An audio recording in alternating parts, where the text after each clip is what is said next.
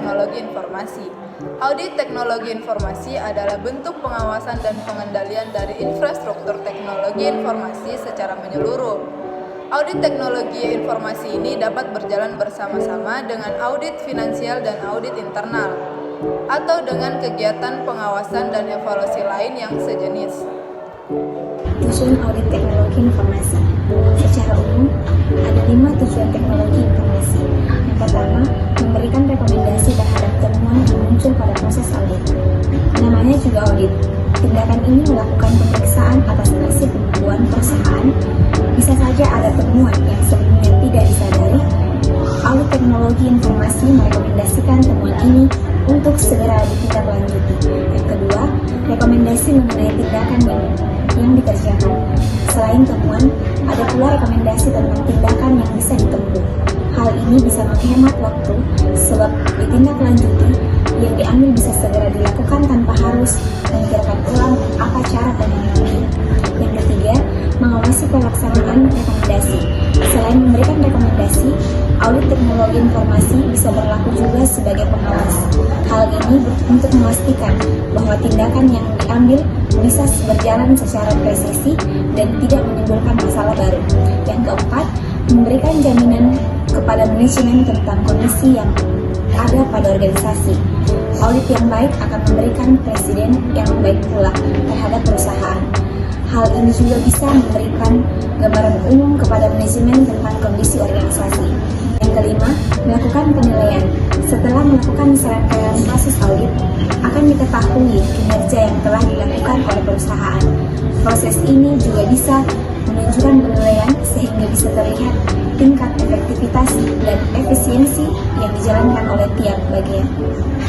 Setelah mengetahui tujuan umum, berikut ini adalah langkah-langkah dalam audit teknologi informasi. Yang pertama, identifikasi dan dokumentasi. Layaknya audit umum, identifikasi dan dokumentasi adalah keharusan.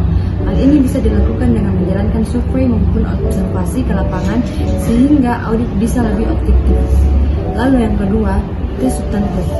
Tes substansi merupakan tes yang dijalankan untuk mengetahui isi secara lebih mendalam.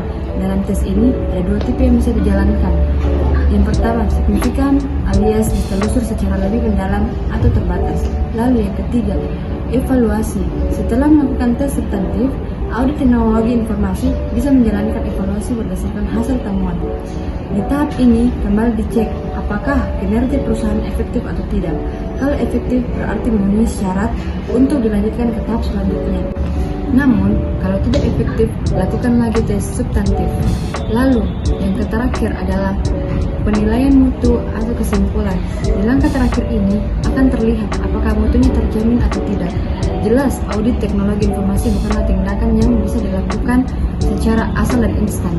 Ketelitian auditor menjadi ujung tombaknya. Selain itu, tentu saja tujuan dan langkah-langkah tersebut harus dilakukan secara konsekuen. Manfaat audit sistem informasi. Yang pertama, melakukan penjagaan yang ketat terhadap integritas data. Yang kedua, melakukan penjagaan terhadap efisiensi sumber daya. Yang ketiga, mengamankan aset yang dimiliki. Dan yang terakhir adalah mampu mencapai efisiensi sumber daya.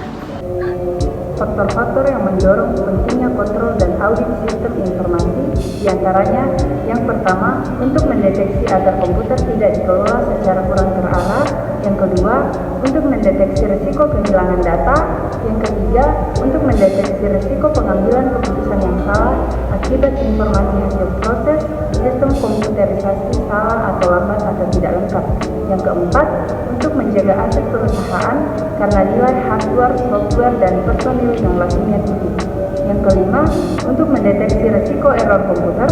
Yang keenam, untuk mendeteksi risiko penyalahgunaan komputer. Yang ketujuh, untuk menjaga kerahasiaan. Dan yang terakhir, untuk meningkatkan pengendalian evolusi penggunaan komputer.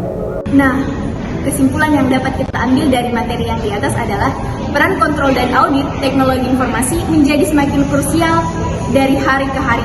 Audit merupakan suatu proses sistematis untuk menghimpun dan mengevaluasi bukti-bukti secara objektif untuk memutuskan apakah sudah sesuai dengan kriteria yang telah ditentukan dan menyampaikan hasil kepada pemakai yang berkepentingan. Sementara teknologi informasi terkait dengan proses penghimpunan kebutuhan teknologi informasi dan mengevaluasi infrastruktur teknologi informasi. Audit teknologi informasi memastikan bahwa mekanisme sistem informasi yang berjalan tetap berada pada koridor integritasnya. Nah, audit penting dilakukan agar terhindar dari hal-hal yang tidak diinginkan, seperti kehilangan data untuk mengambil keputusan yang sesuai, dan untuk menghindari kerusakan yang ada di setiap sistem. Sekian dan terima kasih.